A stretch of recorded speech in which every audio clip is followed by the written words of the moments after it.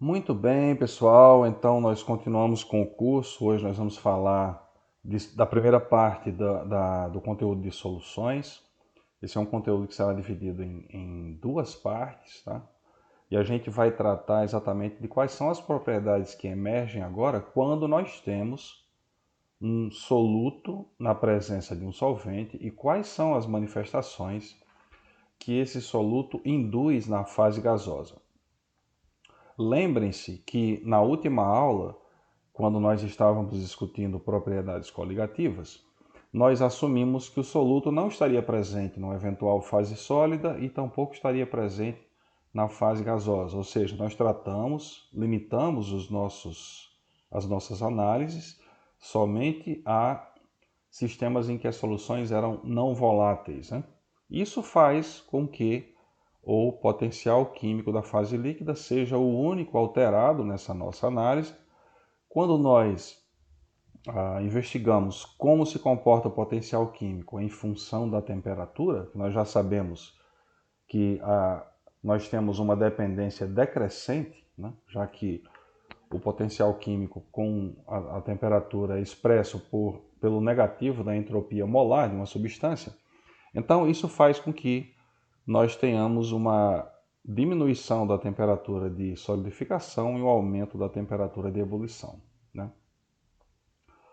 Bom, as propriedades coligativas que nós tratamos na última aula foram quatro, então nós tratamos dessas duas primeiras que eu já apresentei para vocês no slide anterior, a diminuição da temperatura de solidificação, que é expressa por essa equação aqui. Vejam que a equação não faz nenhuma referência à natureza química do soluto, apenas a sua fração molar. Depois, na verdade, essa primeira aqui seria o aumento da temperatura de ebulição. Aqui nós temos a expressão correspondente à diminuição da temperatura de solidificação, e essa seria a expressão relativa à solubilidade de B no solvente A, né? Então, em todos os casos, as equações têm em comum o fato de que B é considerado apenas como um constituinte da solução, cuja natureza química não importa, e ele é expresso apenas por sua fração molar, daí o termo propriedades coligativas.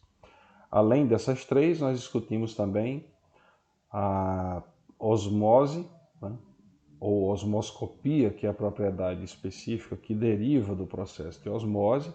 Chegamos a uma expressão que relaciona diretamente qual teria que ser a pressão π aplicada neste lado desse êmbolo móvel aqui em função do número de mols de B. Então, mais uma vez, o que nós levamos em conta é a proporção do soluto no solvente.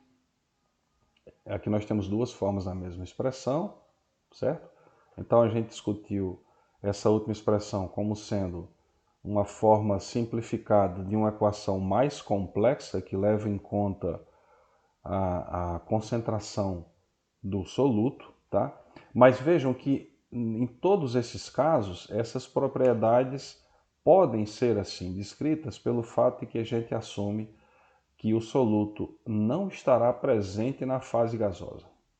E hoje a gente vai dar um passo adiante, que é quando a gente considera misturas líquidas reais, a descrição do potencial químico muitas vezes terá que levar em conta o fato de que soluto escapa para a fase gasosa. Então nós temos um exemplo representado por essa figurinha aqui, em que eu tenho uma solução constituída de A e B. Então continuamos assumindo que B é o soluto, que estará presente em menor proporção, mas agora eu considero que um pouco de B também escapa para a fase gasosa, tá? E como é de costume, se esse sistema está no equilíbrio, nós podemos assumir que os potenciais químicos dessas duas fases são idênticos no equilíbrio. Como é que a gente descreve isso? Como é que a gente calcula o fato de que o potencial químico de uma fase gasosa depende da composição do líquido? Então a gente vai assumir essa igualdade a priori. Nós temos aqui que o potencial químico da fase líquida, que por sua vez é igual ao da fase gasosa no equilíbrio, vai ser igual àquela expressão que nós já nos acostumamos a usar. Então, potencial químico padrão mais RT ln de P sobre P padrão. Tá? A gente vai dar letras a essa expressão genérica. Então, a gente começa definindo o potencial químico de um líquido puro, como sendo este aqui. O asterisco aqui em cima é para representar que o líquido está puro, certo? O líquido A, certo? Tendo uma pressão de vapor do líquido expressa como PA asterisco, né? Se o líquido está puro e está em contato com a sua fase gasosa, então o gás também só será constituído de A, nós podemos definir o vapor em termos do potencial químico a partir dessa expressão aqui. Então, o potencial químico da espécie A na fase gasosa vai ser igual ao seu potencial químico padrão mais o RT vezes Ln da relação entre as pressões. A pressão padrão, que seria 1 bar, e a pressão de A puro. Bom, considerando que esses sistemas estão em equilíbrio, nós podemos agora substituir o primeiro termo à esquerda do potencial químico da fase gasosa pelo potencial químico da fase líquida. Vejam que essa expressão ela é bastante importante porque agora ela nos permite estimar qual será o valor do potencial químico de A na fase líquida em função da pressão de vapor de A na fase gasosa. Então nós estabelecemos uma relação entre o comportamento do líquido e o comportamento do gás. Vamos falar um pouco agora do modelo das soluções ideais. Então nós partimos dessa expressão que descreve o que acontece com o potencial químico de A quando a substância está pura, né? Se a gente agora adiciona um soluto à fase líquida, a descrição do potencial químico muda, porque agora A já não estará puro, então nós temos que tirar esse asterisco daqui, e a pressão de vapor de A passa a ser uma pressão parcial de A, que é expressa aqui pelo termo PA. Vejam que nos dois casos nós temos o aparecimento do potencial químico de A padrão. Então essas expressões elas podem ser igualadas porque elas têm esse termo em comum.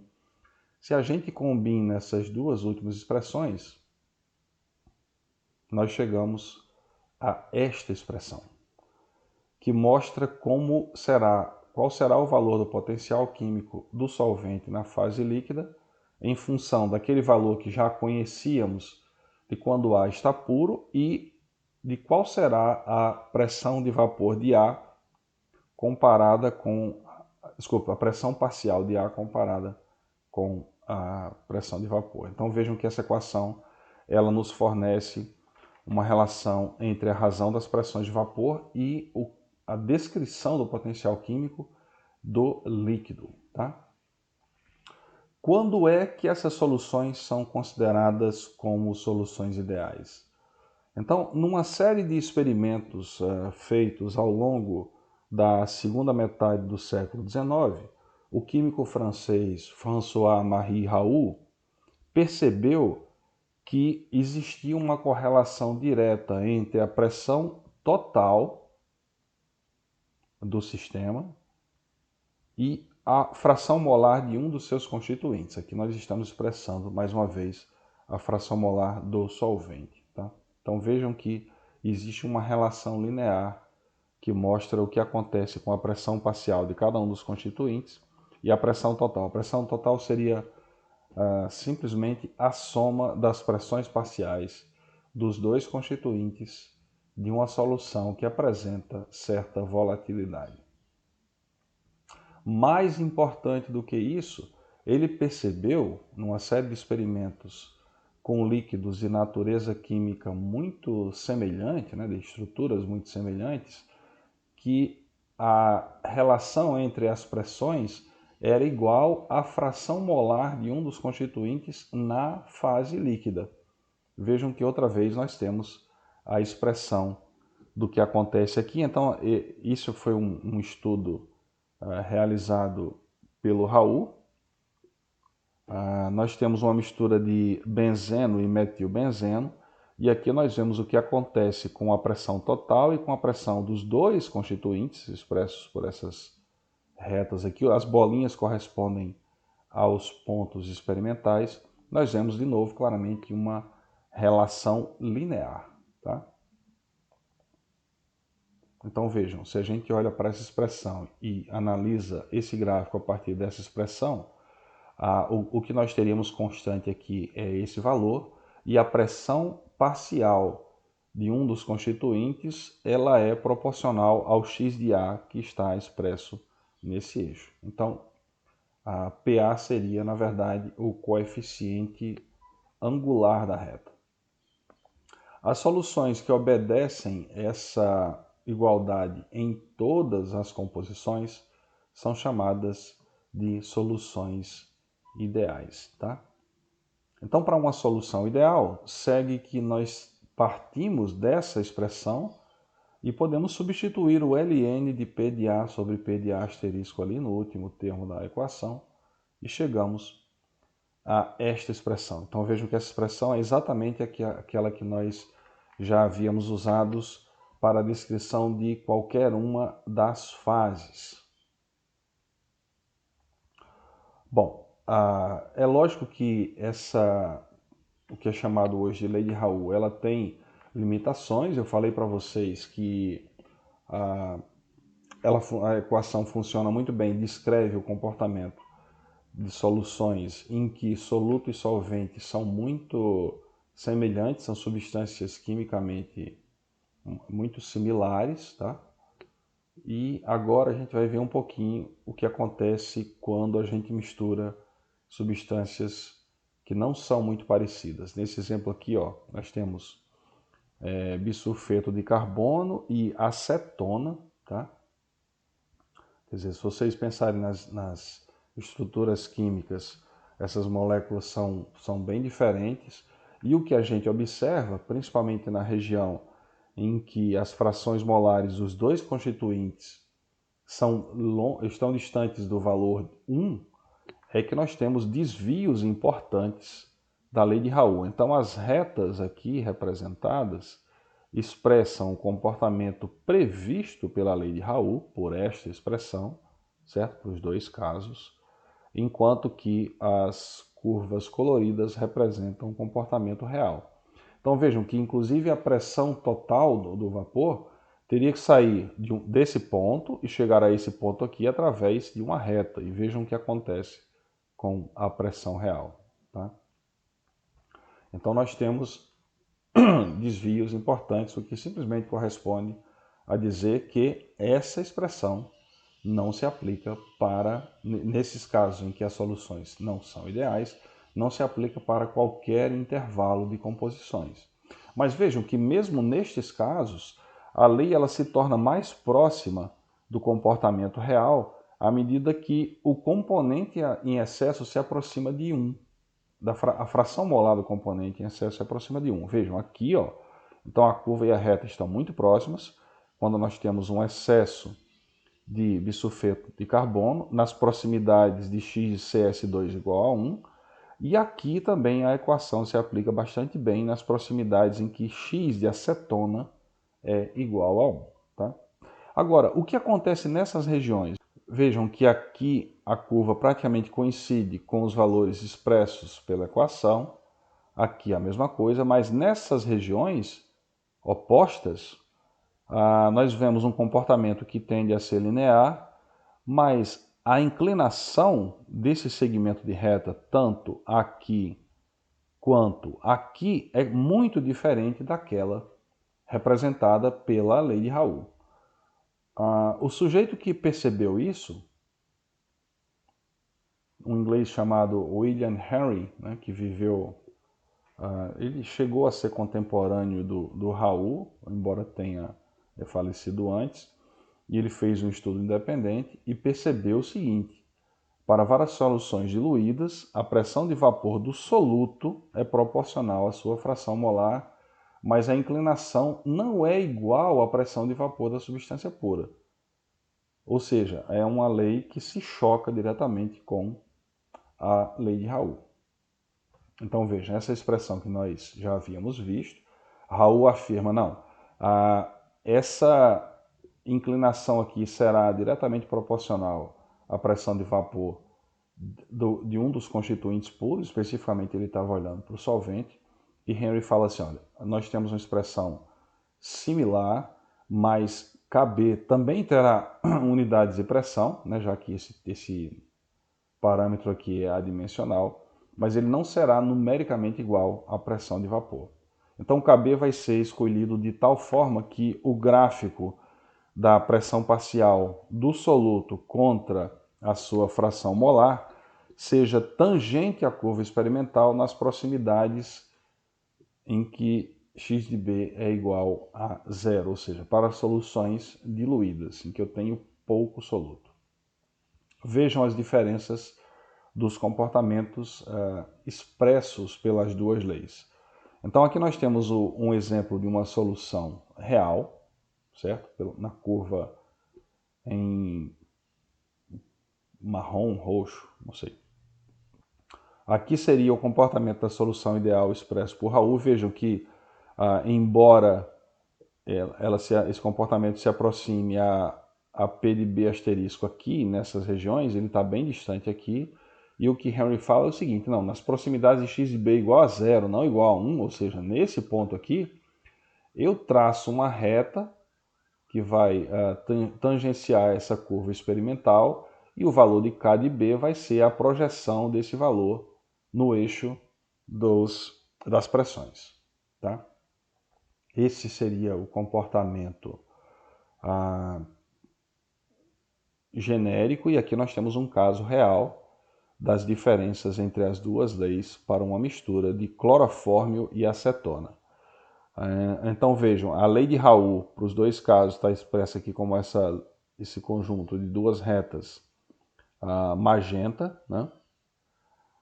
Aqui nós temos o comportamento real do sistema. Vejam que aqui nós temos inclusive um comportamento que é diferente deste exemplo. O desvio aqui com relação às pressões de vapor é um desvio para baixo, as pressões são menores do que aquelas previstas pela lei de Raoult. E aqui nós temos nos dois segmentos de reta verdes, né, nas duas retas verdes, nós temos os comportamentos previstos pela lei de Henry. Então aqui, esse seria o valor da constante de Henry para a acetona e este seria o valor equivalente para o clorofórmio. Então, não existe um modelo melhor do que o outro nesses casos. O que nós temos são regiões em que você pode usar um ou outro modelo. Vejam que se a gente está trabalhando nessas imediações, é melhor usar a lei de Raoult. Ela vai nos fornecer valores mais próximos da pressão de vapor com relação aos valores que são observados no sistema experimental. E se a gente está trabalhando nas imediações de soluções muito diluídas, é melhor usar a lei de Henry. Tá? Bom, e voltando à questão dos líquidos voláteis. Se parte do soluto agora escapa para a fase gasosa, como é que o ponto de ebulição desse sistema binário agora, em que as duas substâncias estão na fase líquida e as duas também estão na fase gasosa, como é que ele vai depender da composição, ou seja, da relação de frações molares entre solvente e soluto? Então vamos começar pela descrição da solução ideal. Então, numa solução ideal de dois líquidos, as pressões de vapor dos componentes vão ser dadas. Aqui nós temos a pressão de vapor de A, certo? Expressa pela lei de Raoult, e o equivalente para a pressão de vapor do soluto. Se nós queremos calcular agora a pressão de vapor total, que é a soma das pressões parciais dos dois constituintes voláteis, nós simplesmente somamos essas duas expressões. P será igual a P de A mais P de B, que corresponde a esses dois termos. Se nós quisermos ainda reescrever essa equação em termos da fração molar de apenas um dos constituintes, nós chegamos a esta expressão aqui. Tá?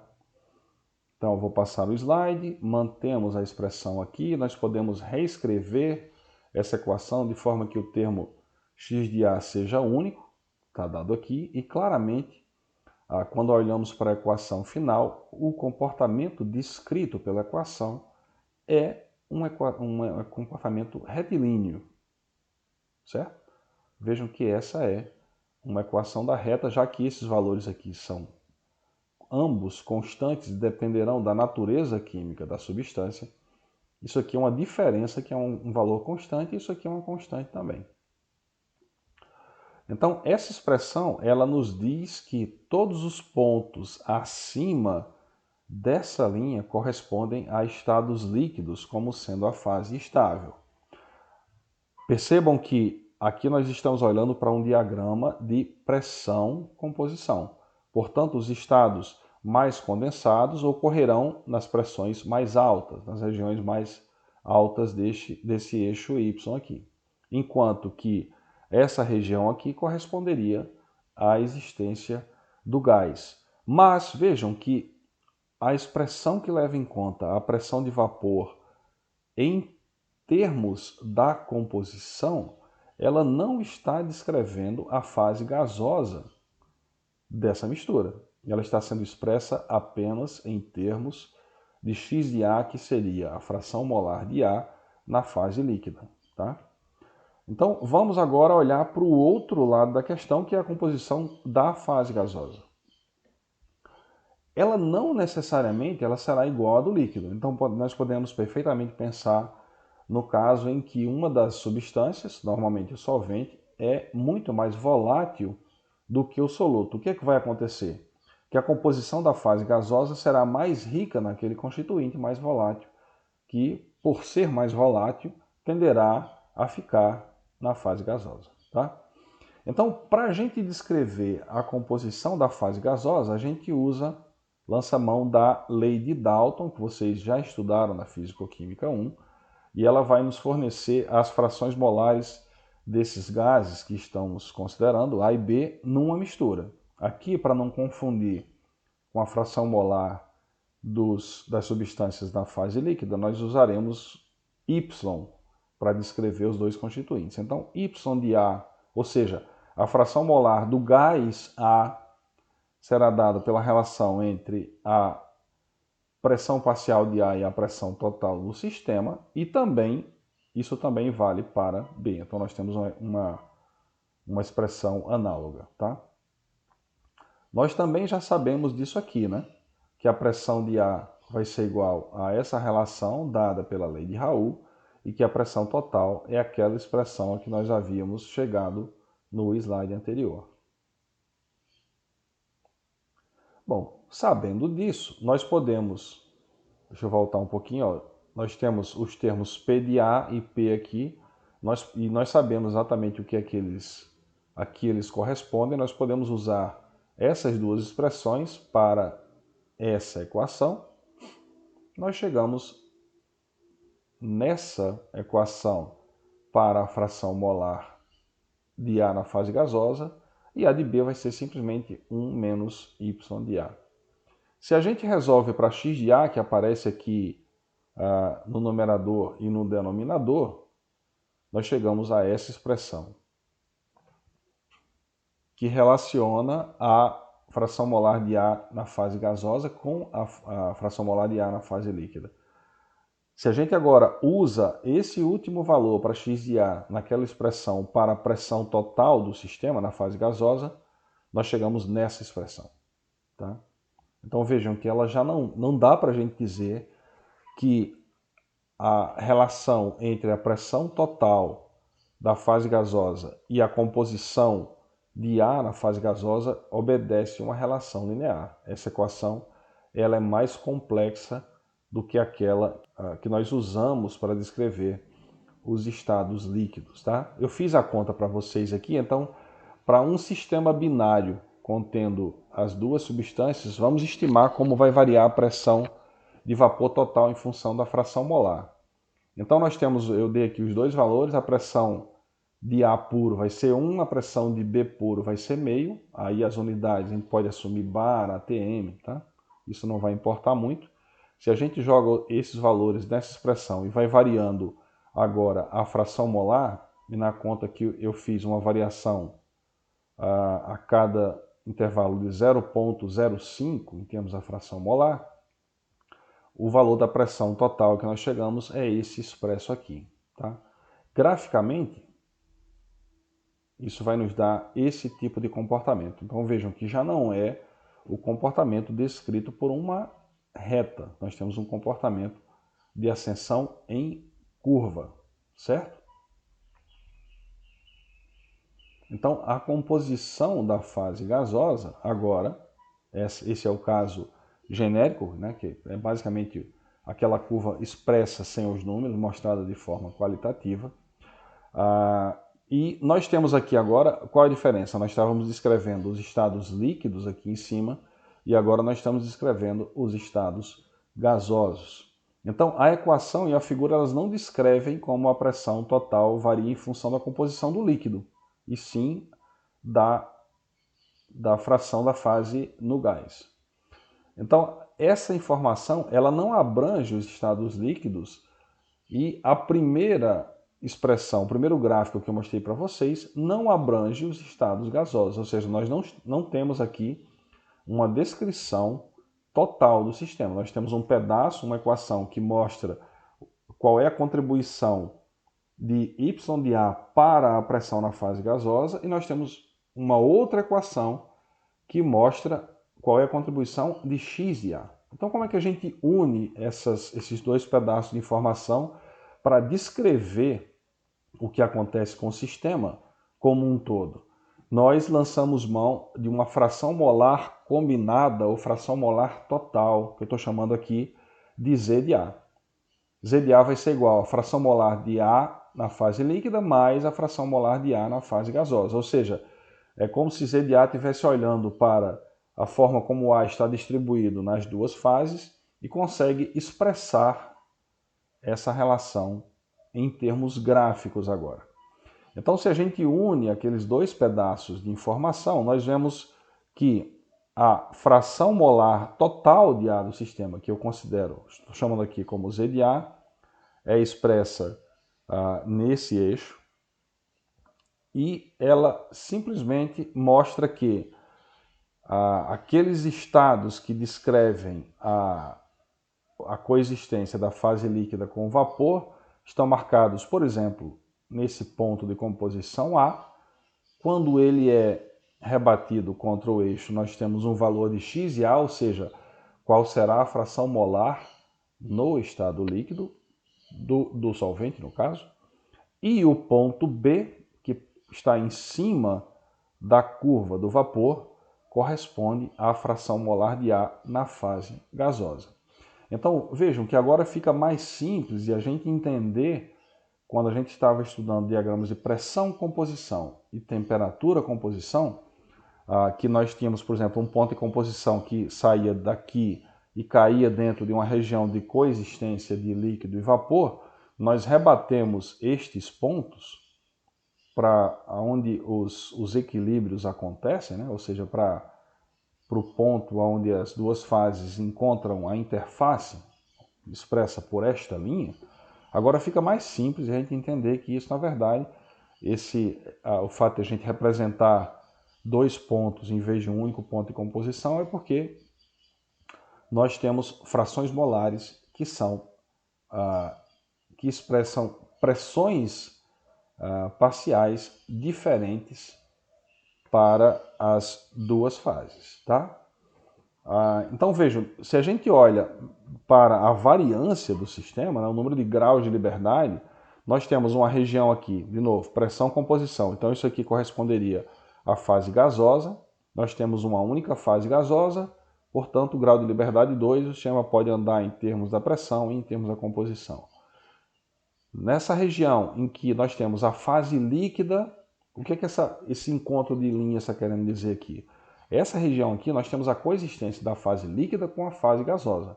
Então, nesses casos aqui, para a gente andar em cima dessa linha ou em cima dessa linha, de novo, nós temos variância igual a 1, que significa dizer que pressão e composição são interdependentes. Nós não podemos variar simplesmente em uma que a gente sai da região que é expressa pela linha, portanto, o sistema tem 1 grau de liberdade. Quando a gente aumenta a pressão e cai na região da fase condensada, nós voltamos a ter uma única fase, portanto, a variância volta a ser 2, ok? Vamos falar um pouco com um pouco mais de detalhe desse diagrama de pressão-composição. Então, considere o que é que vai acontecer, por exemplo, com uma mistura com essa composição aqui, ó, expressa originalmente por A. Então, nós temos uma fase líquida, submetida a uma determinada pressão, e aí nós começamos a diminuir a pressão do sistema, por exemplo, puxando o êmbolo para cima, né? Então esse sistema aqui está sendo representado aqui. À medida que a gente puxa esse êmbolo, nós aumentamos o volume da fase até que eventualmente o sistema caia nesse ponto de pressão P1, em que a composição da fase líquida será o ponto A1 e a composição da fase gasosa será o ponto A1'. Então, a partir daqui, nós temos a coexistência de duas fases, certo? Mostradas em detalhe aqui. Se nós diminuirmos um pouco mais a pressão do sistema, puxamos o êmbolo um pouquinho mais para cima, nós caímos num ponto de composição A2, duas linhas, que corresponde a uma pressão P2. A composição do líquido agora será A2 e a composição do vapor será A2'. Percebam que à medida que nós diminuímos a pressão imposta a esse sistema, a composição da fase líquida será cada vez mais pobre em A, certo? O ponto está andando à esquerda. E, não por acaso, A é o constituinte mais volátil, certo? Vejam que a pressão parcial de A quando puro é muito maior do que a de B quando puro. Portanto, A tenderá a ficar mais na fase gasosa. A tem preferência pela fase gasosa em comparação a B. No ponto de pressão P3, nós temos uma outra composição, A3' e A3, e esse é o último ponto em que algum líquido pode coexistir com a fase gasosa. Para qualquer ponto abaixo desse, nós teríamos simplesmente a existência da fase gasosa como a única fase estável, e aí eventualmente nós pararíamos, por exemplo, nesse ponto de composição A4, vejam que a composição é idêntica à original, então aquela distribuição de A e B nas duas fases, quando as duas fases deixam de existir, que é representado aqui, né, nesse último exemplo aqui, quando o êmbolo está lá em cima, então a pressão é tão pequena que só existe a fase gasosa, então todas as moléculas de A e B que estavam dispersas nas duas fases voltam a se encontrar numa única fase, na fase gasosa. Como não houve perda das moléculas para o ambiente, nós estamos num sistema fechado, então a composição original A ela é regenerada numa única fase. Agora tem um outro aspecto aqui, eu não sei se vocês perceberam, mas eu falei da linha que corresponde aos estados líquidos, e vejam que a fração molar de A está diminuindo nessa fase, mas a fração molar de A também está diminuindo nessa outra fase. Um curioso poderia dizer, bom, mas como é possível isso? É possível porque nós não estamos aqui ainda descrevendo os números de mol. Então, o que a gente está vendo aqui é a fração molar, mas nós não estamos descrevendo as quantidades relativas nessas duas fases. Mesmo sem fazer essa análise, é de se supor que à medida que a gente diminui as pressões aqui, nós vamos ter uma quantidade maior de mols das duas substâncias na fase gasosa e uma quantidade menor na fase líquida, certo? Então, o líquido está escapando, mais e mais líquido está escapando para a fase gasosa. Agora, nós não fizemos a análise ainda de quais são esses números de mol e quais são as suas intensidades, as suas abundâncias relativas. Para isso, nós usamos uma regrinha chamada de regra da alavanca, né? Que faz uma analogia com a física, né? Com a mecânica, porque esse ponto de composição que nós estávamos descrevendo aqui, seria o Z de A, a composição total do sistema, ele será rebatido com relação às duas retas, mas os segmentos, as distâncias relativas entre as retas vão nos dar as proporções, as abundâncias relativas das duas fases. E por que a gente pode fazer isso? Bom, a gente pode dizer que, estando uma substância dispersa em duas fases, que o produto, número de mols total, vezes a fração molar total de A, vai ser a soma do qual é o número de mols de A na fase alfa, vezes a fração molar de A nesta mesma fase, mais o número de mols dessa substância na fase beta, vezes a sua fração molar nesta fase, que aqui a gente está assumindo como sendo a fase gasosa. Nós também podemos dizer isso aqui, ó. O número de mols total, mantemos o Z de A, agora não estamos nos preocupando em descrever como a substância estará dispersa nas duas fases, mas o número de mols total vai ser igual a N de alfa mais N de beta, vezes essa fração molar total. Então, aqui nós temos termos comuns, portanto, essas expressões podem ser igualadas. Nós chegamos nessa expressão e vejam que x de A, o segmento x de A menos E de A, vai ser justamente essa diferença aqui. Enquanto que Z de A menos Y de A vai ser a diferença entre esse ponto e esse ponto. Aqui, esses segmentos nós estamos chamando de L de alfa e L de beta, tá? Então nós chegamos numa expressãozinha que correlaciona o quão longe está o ponto de composição teórica dado por Z de A com relação ao ponto de composição daquela substância na fase com o número de mols, ou seja, com a abundância relativa das fases.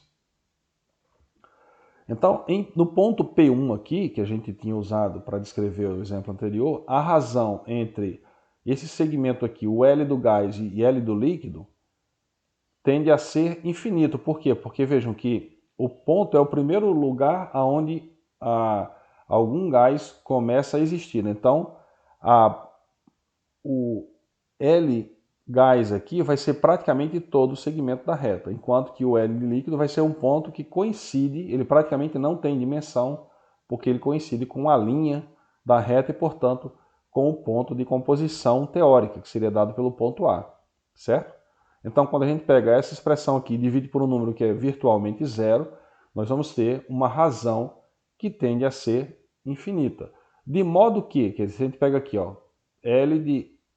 Vamos assumir que o alfa é a fase líquida. Então a gente passa o L de alfa para cá, então vai ficar L de beta, L de alfa.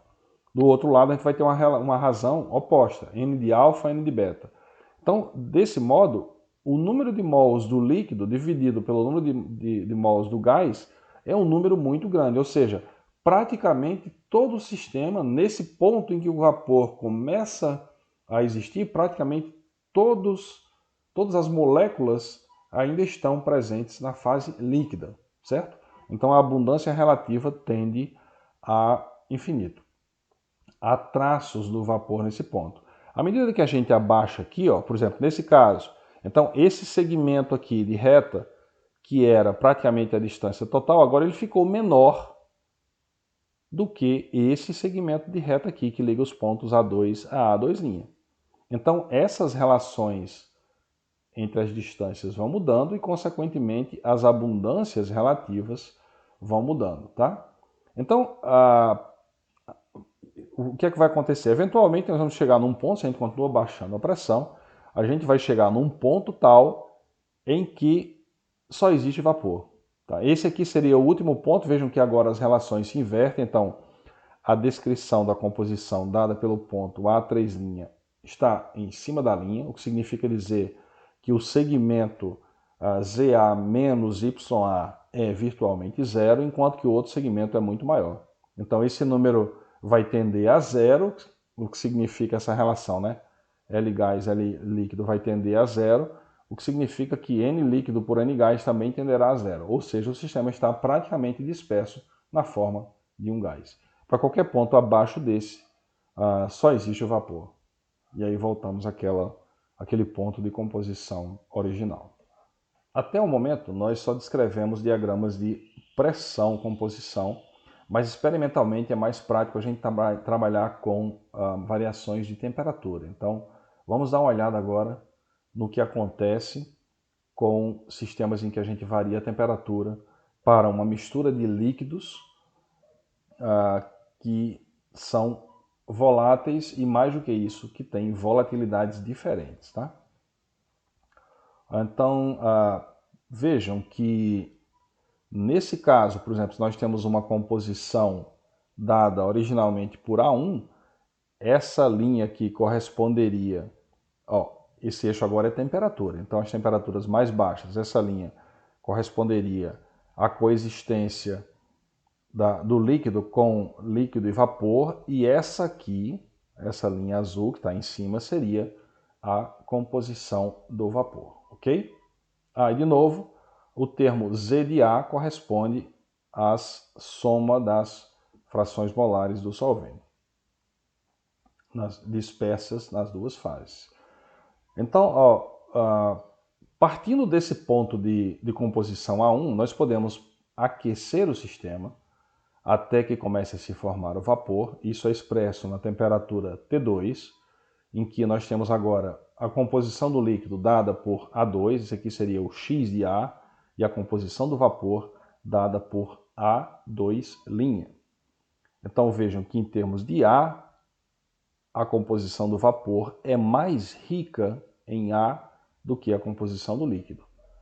Se a gente analisar que esse conjunto de curvas aqui diminui a temperatura da ebulição à medida que a gente enriquece o sistema com A, isso significa que A é a substância mais volátil, aquela que tem uma menor temperatura de ebulição das duas. Portanto, é de se esperar que a composição do vapor seja mais rica em A e que o ponto de composição de A aqui esteja à direita do ponto de composição de A na fase líquida.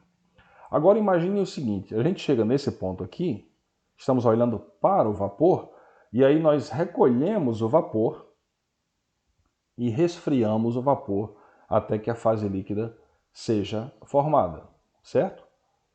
Então, nesse caso, nós vamos ter um líquido, que é uma fração daquele líquido original, que será mais rico em A do que o seu líquido precursor.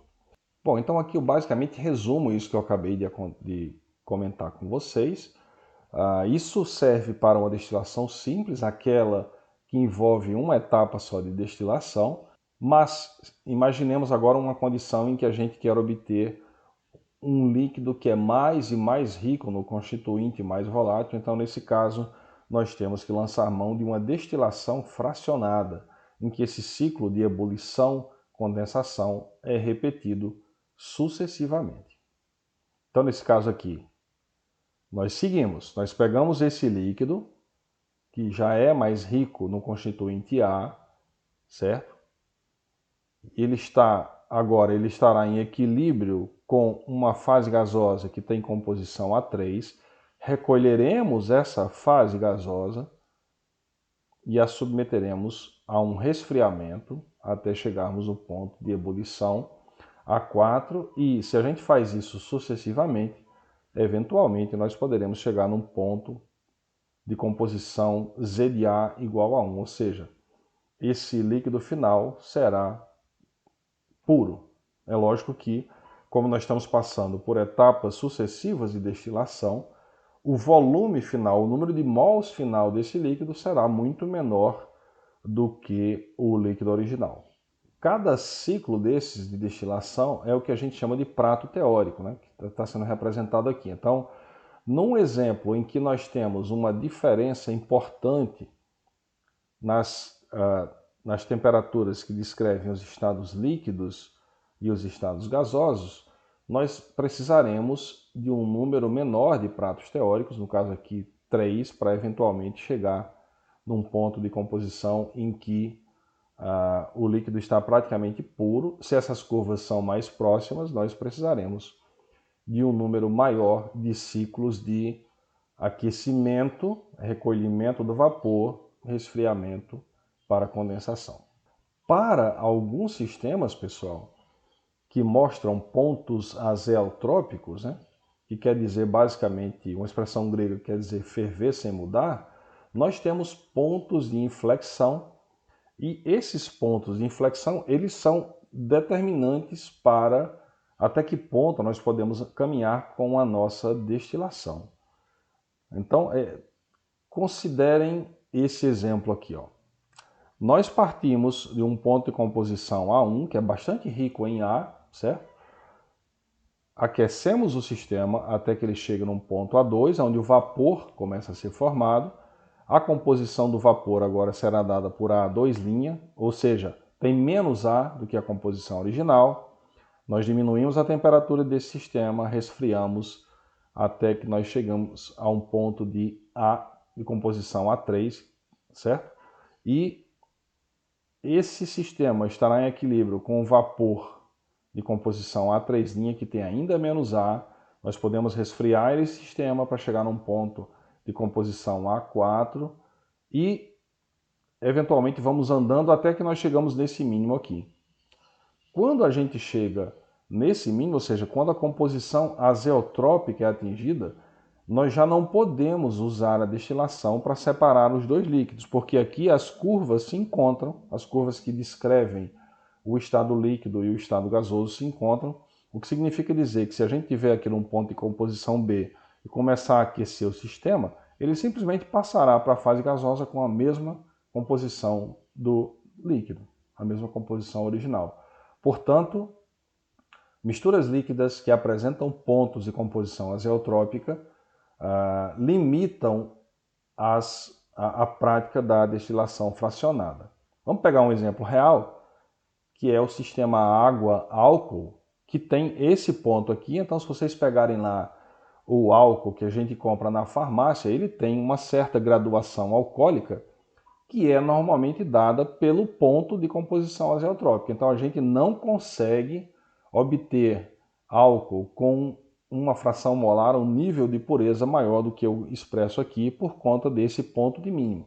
Então, se a gente quiser obter álcool com alto nível de pureza, ou álcool anidro absoluto, nós temos que lançar mão de outras estratégias experimentais, misturar isso com uma fase orgânica, extrair da fase orgânica, e isso encarece a obtenção dessa substância. Então, a título de exemplo, se vocês forem comprar um litro de etanol absoluto, com alto grau de pureza, ele vai ser ordens de magnitude mais caro do que aquele etanol que a gente compra na farmácia, tá? E finalmente, para terminar a aula de hoje, já falei bastante, nós vamos tratar um pouquinho dos líquidos immiscíveis. Então, num sistema que contém, isso vale inclusive para 3 líquidos, como está representado aqui, mas vamos olhar para o sistema que contém 2, porque a gente entende 2 e isso se aplica a sistemas mais complexos. Então, num sistema que contém 2 líquidos que não se misturam, nós podemos supor que as pressões de vapor desses constituintes puros não vão se alterar, já que os líquidos não interagem entre si, então um líquido não está enxergando o outro. E a pressão de vapor vai ser dada pela relação entre as pressões de vapor dos constituintes quando estão puros na fase gasosa. E isso pode ser interessante até do ponto de vista do custo energético, do ponto de vista econômico. Por quê? Porque agora a mistura de líquidos entrará em ebulição quando a soma das pressões de vapor dos dois constituintes for igual à pressão atmosférica, e não quando cada uma das pressões individuais atingir esse valor, tá? Então, em termos numéricos, se o líquido A está numa mistura, né, com o líquido B e são immiscíveis, eu não preciso que P de A atinja uma atmosfera para que o líquido A entre em ebulição, e sim que a soma das pressões atinja um atm. Isso significa dizer que a mistura de líquidos immiscíveis entrará em ebulição a temperaturas mais baixas, certo? Eu vou precisar de fornecer menos energia ao sistema para que o processo de ebulição comece a acontecer. Bom, gente, o que tinha para falar para vocês hoje era isso. Na próxima semana nós continuaremos com a descrição dos sistemas em que nós temos uma solução constituída de 2 substâncias que também escapam para a fase gasosa, ok? Então, até a próxima semana.